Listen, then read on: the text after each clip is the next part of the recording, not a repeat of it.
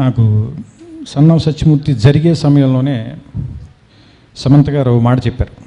మేము come to the party Subbalakshmi పాట shoot చేస్తుండగా, నువ్వు నీ మెదడు ఎక్కువ వాడతావు సినిమాల్లో, నీ హృదయం ఎందుకు వాడవు? బయట మాతో మాట్లాడేటప్పుడు హీరోతో కానీ హీరోయిన్తో కానీ మిగతా ఆర్టిస్టులతో కానీ నీ హార్ట్, నీ తెలివితేటల కంటే కూడా నీ హార్ట్ మాకు నచ్చుతుంది, అందుకనే నీతో కలిసి మేము పనిచేయాలని కోరుకుంటాం మేమందరం. మరి అలాంటప్పుడు ఇదే హార్ట్ని నువ్వు సినిమాలో ఇంకా ఎందుకు ట్రాన్స్లేట్ చేయట్లేదు, అది ట్రై చేసి చూడు అన్నా. బహుశా ఆ మాట ఎక్కడో నా మీద ప్రభావం చూపించినట్టు. థ్యాంక్ యూ సమంత గారు ఆ మాట చెప్పినందుకు. అది బహుశా ఇంత దూరం నేను రావటానికి, ఇంత రిస్క్ తీసుకోవటానికి నన్ను ముందుకు నడిపింది. ఇంకా ఈ సినిమాకి కెమెరా, నితిన్, సమంత, లైట్లు ఇవి ఎప్పుడు ఫిక్స్డ్. మిగతా వాళ్ళందరూ డేట్లు తీసుకునే వాళ్ళం మేము.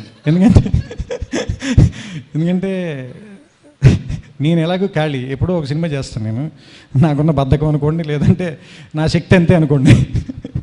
ఇంక నితిన్ గారు ఏంటంటే, సరే ఇప్పుడు మళ్ళీ ఏదైనా ఊరికి అలా ఊరెళ్ళి వస్తాను, ఫ్రెండ్ని చూసి వస్తానన్నా కూడా వీడి సినిమా తీయడం నేను భయంతో ఆయన అలా ఎక్కడికి వెళ్ళడం అనేసి ఇంట్లో కూర్చున్నాను.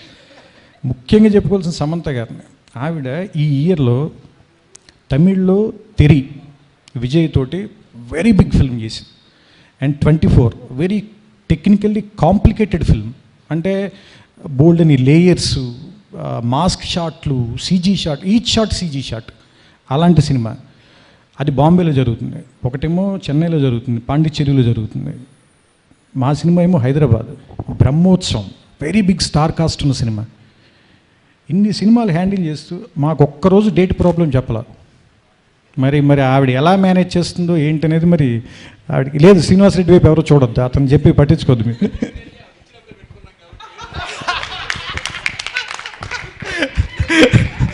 అండ్ అదే ఆ జోక్స్ పార్ట్. కానీ ఆవిడ తాలూకు అన్బిలీవబుల్ సపోర్ట్కి మీ అందరి ముందు థ్యాంక్స్ చెప్పాలి. అంటే సామాన్యంగా హీరోయిన్లు అన్ని డేట్లు ఇవ్వటం, నేను 7 సినిమాలు చేశాను, ఇది నా 8వ సినిమా అనుకుంటున్నాను నేను, సరే గుర్తులేదు, కానీ నేను ఇప్పటిదాకా చూడలేదు. అండ్ థ్యాంక్స్ సమంత గారు. సో అందుకని నిజంగా చెప్పాలంటే ఈ సినిమాని ఇద్దరు హీరోల సినిమాగా అభివర్ణించవచ్చు. ఎందుకంటే వాళ్ళిద్దరు ఎప్పుడు సెట్లో తిరుగుతుండు.